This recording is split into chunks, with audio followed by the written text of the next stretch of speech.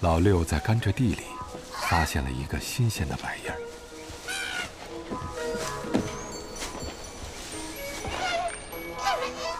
旁边的哥哥老五发现了老六的新玩具。这个从未见过的玩意儿，对孩子们来说，充满了魔力。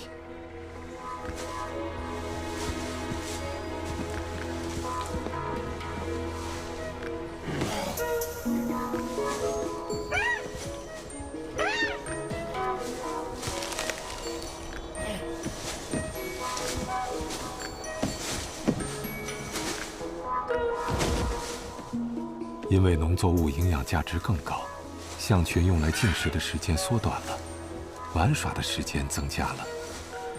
这样的东西，越来越多地进入了小象们的童年记憶，也将会进入象群的未来。这一切都让老国王忧心忡忡。虽然老四已经成年，但他还是受不了各种玩具的诱惑。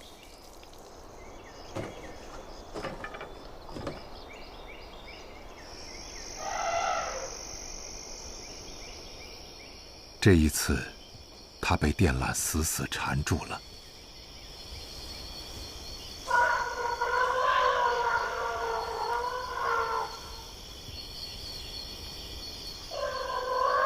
一整夜，任凭兒子的哀嚎響徹山谷，國王也沒有相助。